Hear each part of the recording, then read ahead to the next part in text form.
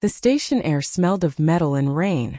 Feet rushed in all directions, shoes scraping against the cold marble floor, voices colliding like fragments of unfinished conversations. She stood still in the chaos, clutching a small suitcase that looked too light to carry the weight pressing on her chest. The handle trembled in her hand, not from its weight, but from the storm inside her veins. Her gaze lingered on the departure board above, the letters flickering, uncertain, as if mocking the hesitation in her breath. One name, one city. A place that was not home yet felt more like one than the office she had left behind. The red scarf around her neck twisted in the draft of the incoming train. It wasn't for warmth, it was too thin for that. It was something else, something she had folded and refolded in her hands all morning, as if each crease carried the echo of the final words she didn't say before walking out. She kept adjusting it, tugging it tighter, looser, until it felt like both a shield and a wound. She pressed her cracked watch against her wrist. Its glass was fractured, frozen at a time that no longer moved. A reminder of when the clock had stopped in that office, when the pile of files had landed on her desk, when laughter had circled around her while her own silence burned. Double the work, zero pay, and a smile that pretended it was kindness. Boarding now, a voice announced through the speakers, flat and detached, like the kind of sentences she had typed for months, endless, lifeless, thankless. Her eyes darted across the platform. People clutched their coats tighter, children tugged at sleeves, lovers kissed without caring who stared. She felt apart yet painfully awake, every sound sharper than it should be. "Breathe," she whispered, her lips barely moving. The suitcase shifted in her grip, its corners digging into her palm. The sting grounded her. She wasn't running. She wasn't escaping. The train ahead wasn't just a train. It was a door, and the people behind her had shut the last one. A gust of wind cut through, dragging her scarf across her face. For a moment it covered her mouth, and her breath caught like a secret she wasn't ready to tell. She closed her eyes, listening to the hum of the engine pulling closer, the vibration humming through the rails into her shoes. Somewhere in the crowd laughter rang out, sharp, cruel, too familiar. Her chest tightened. She turned, searching, her heart slamming against her ribs. The scarf slipped from her shoulder, falling onto the marble floor. And she froze. The scarf lay on the marble floor, its red fabric rippling in the draft like a flame about to die. For a moment she didn't bend to pick it up. Her body refused the movement, as if the scarf itself weighed more than the suitcase in her hand. The color burned against the gray station tiles, the same shade her father used to call courage red. Her chest ached at the thought. A memory tugged her back to a rainy evening years ago, when her father had wrapped a scarf just like this around her neck before she left for school. "Red means you don't look away when they test you," he had said, brushing her cheek with his calloused thumb. She hadn't understood then. She only nodded and ran off with a smile, the scarf dragging slightly in the wind. Now, as the train's brakes screeched closer, she wondered if courage was meant to feel this heavy, this lonely. Her cracked watch ticked silently against her wrist, even though the hands had stopped long ago. She remembered the moment it broke. A stack of files dropped onto her desk, her chair creaking under the sudden weight. The glass had cracked when she slammed her wrist against the edge. An accident, though part of her had welcomed it. Something outside her finally looked as fractured as she felt inside. She stooped to pick up the scarf, her fingers brushing the cold floor. Around her the world didn't pause. A little girl with pigtails ran into her mother's arms, laughter ringing through the station. A man pulled flowers from behind his back, his partner's tears soaking his jacket. Everywhere she looked, reunion, embrace, belonging. Her suitcase handle dug deeper into her palm. She had no arms waiting for her, no jacket to cry into. Just silence, and the hum of a train that didn't care whether she stepped on or stayed behind. She adjusted the scarf around her throat, tighter this time, the red burning against her skin. The choice pressed in on her ribs, reminding her of the nights she had eaten quietly at her desk, her stomach in knots while numbers on her paycheck never changed. Reminding her of the whispers in the hallway, the laughter when her name was handed extra work without reason. Her eyes drifted to the edge of the crowd. Someone was watching her.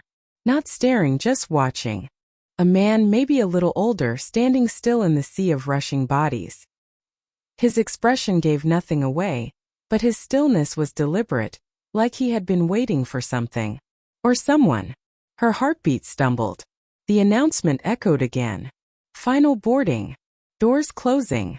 She turned back toward the train, legs stiff, but her hand didn't release the suitcase handle. She tightened her grip instead, hesitating, her lips curving into the smallest, most confused smile. And for reasons she couldn't name, she stayed still. Rain tapped lightly against the station's glass roof, hesitant at first, then gathering into a steady rhythm that blurred the lights outside. The sound threaded itself into her pulse, each drop a quiet reminder of time slipping away. She should have boarded. She should have been inside by now, surrounded by strangers who weren't watching her, who didn't hold her still with silence. But her eyes betrayed her, circling back to him. The man at the edge of the crowd hadn't moved. He didn't push forward with the others, didn't fumble for a ticket, didn't even check the time. He stood as though the world had slowed only for him. She noticed the scuffed leather of his shoes, darkened by years of weather, the stitching frayed at the sides. His coat was neat but carried a quiet fatigue, as if it had traveled too many roads without rest. When he shifted slightly, she caught a glimpse of something tucked into his wallet. A photo worn thin, the edges curling. A woman's face, maybe. Or a child's. She couldn't tell before the wallet disappeared back into the fold of fabric. Something hollow pressed in her chest. That cracked watch against her wrist ticked in memory, not sound. She saw her own reflection in him. Not in the details, but in the weight he carried so quietly. Invisible mirror. Two people standing apart, both bruised by a world that had taken too much, both pretending they were fine. Her throat tightened. The train doors hissed open wider, releasing a breath of warm air that curled around her. Go, she told herself. Leave. The suitcase handle had imprinted its ridges deep into her palm, reminding her that she wasn't free yet. Freedom was always one step away, but her feet were stone. The rain struck harder against the roof, thunder growling far in the distance, a warning that the storm was only beginning. The scarf at her throat clung damp against her skin, the red darkening heavy. He looked at her then. Not long, just enough. A glance that felt like a question and an answer tangled together. Her pulse raced, and she hated how it wasn't fear she felt first. It was recognition.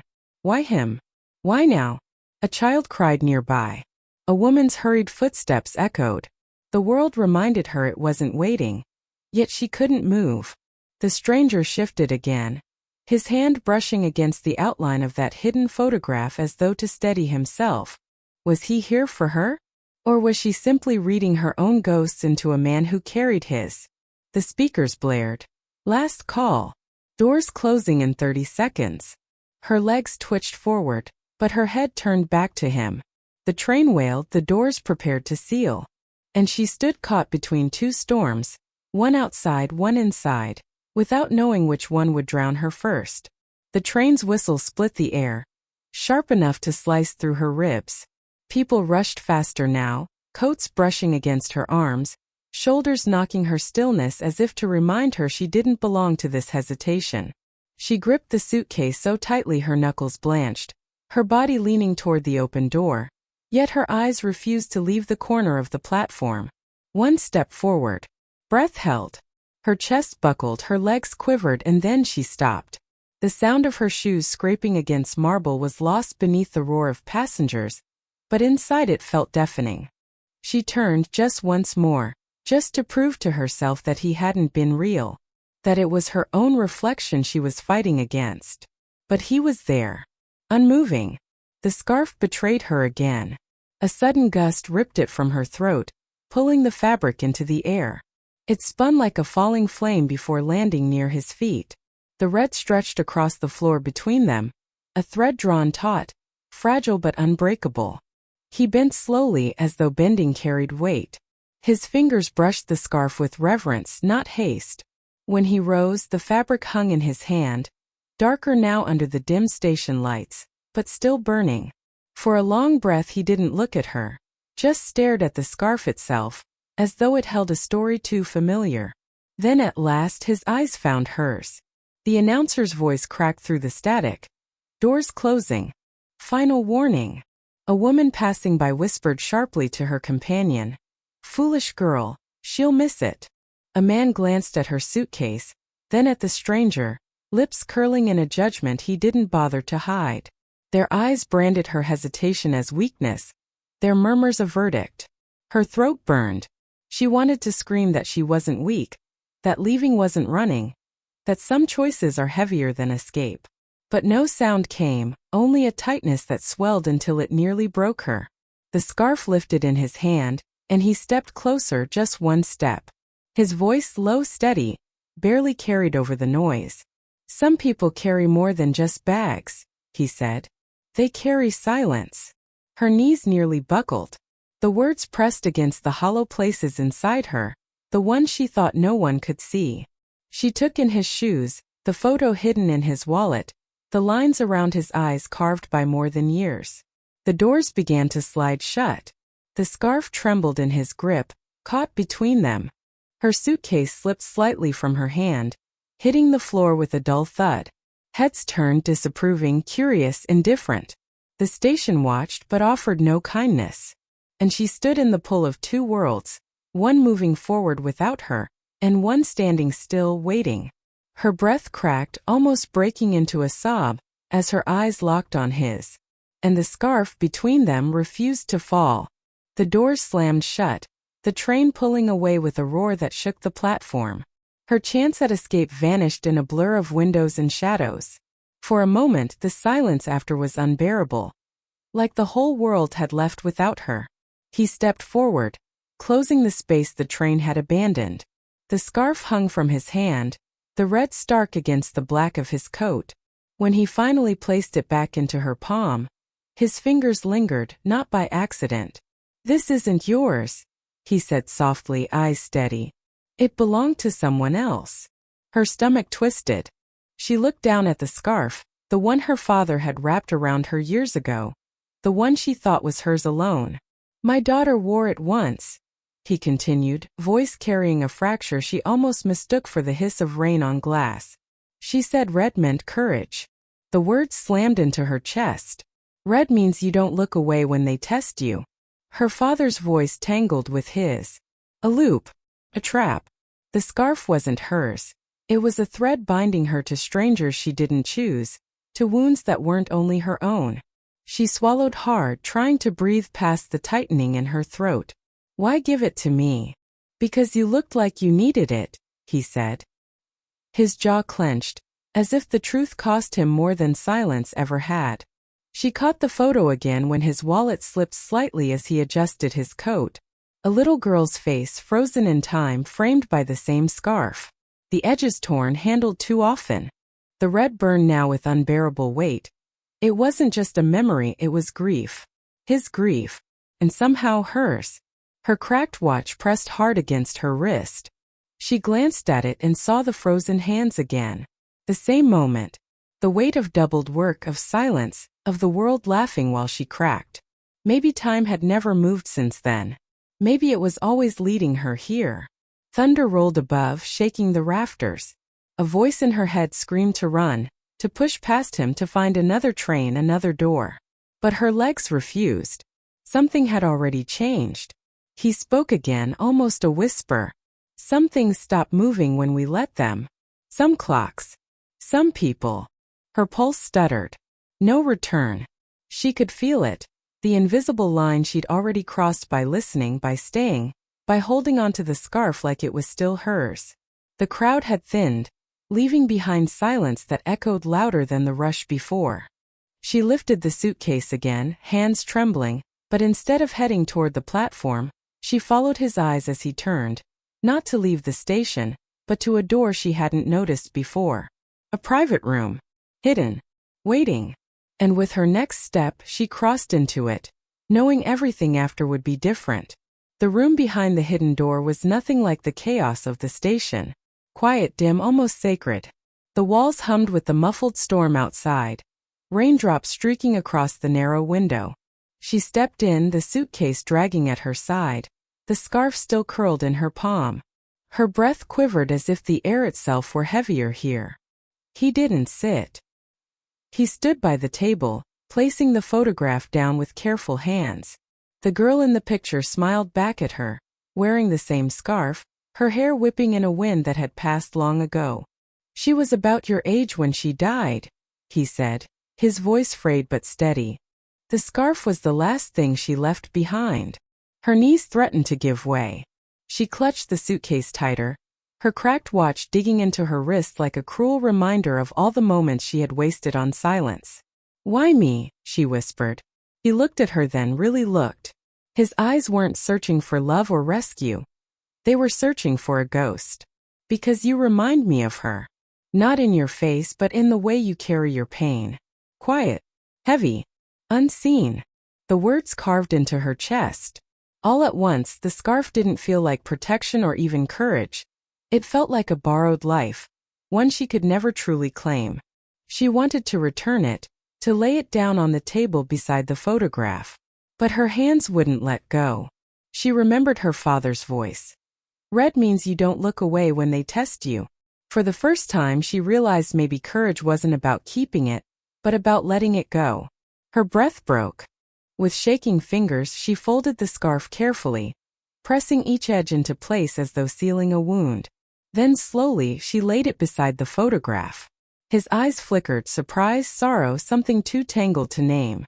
For a moment, he reached out but stopped himself, his hand hovering in the air. "You're giving it back," he murmured. "No," she said softly, a strength rising in her chest. "I'm leaving it where it belongs." The cracked watch throbbed against her wrist. Without thinking, she unbuckled it and set it down beside the scarf. Two broken things no longer hers to carry. The silence between them felt infinite. Then he nodded once, as if her choice had given him something he didn't know he needed. Not redemption, not healing, but release. Outside, the storm softened.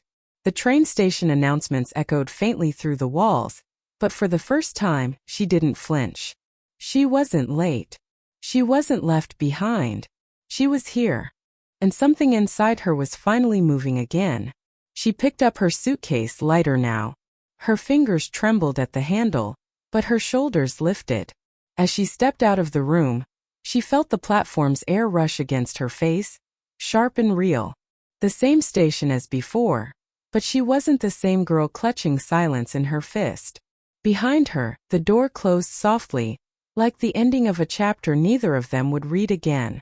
And as she walked forward, she carried no scarf, no broken watch, only the weight of choice. Not every stranger you help is meant to stay, but some leave you changed forever. The rain had stopped by the time she stepped back onto the street. The air smelled of iron and wet stone, the city washed raw, almost new. She walked slowly, her suitcase rolling behind her with a faint rattle, lighter than it had felt all morning. The scarf was no longer hers to carry. She pictured it folded neatly beside the photograph, resting in the quiet room where it belonged. The cracked watch too, its hands forever still but no longer weighing her wrist down. For the first time in years her arms felt free, her palms unclenched. She paused at the edge of the street, watching strangers rush past. A woman balanced a coffee cup while pulling a child along. A man laughed into his phone, the sound spilling carelessly into the damp air. Their lives moved forward unbroken, untouched. And yet she no longer envied them. For once, she wasn't measuring her worth against their noise. Her father's words echoed softer now, like an old song carried by wind. Red means you don't look away when they test you. But red also meant something else now. It meant recognition. That someone could see your silence and call it out. Not with pity, but with truth. She whispered the thought to herself, almost tasting it. Sometimes love is not romance, it's recognition. The words lingered, steadying her. Not every bond was meant to be held forever. Some were meant to pass through you, like a train that doesn't stop but still shakes the ground beneath your feet. She crossed the street slowly, her reflection flashing in puddles, tired eyes, damp hair, but shoulders no longer hunched. Every step felt deliberate, a choice.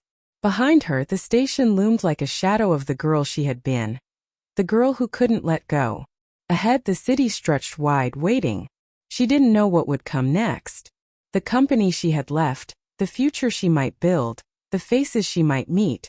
None of it was certain. But certainty was no longer the anchor she needed.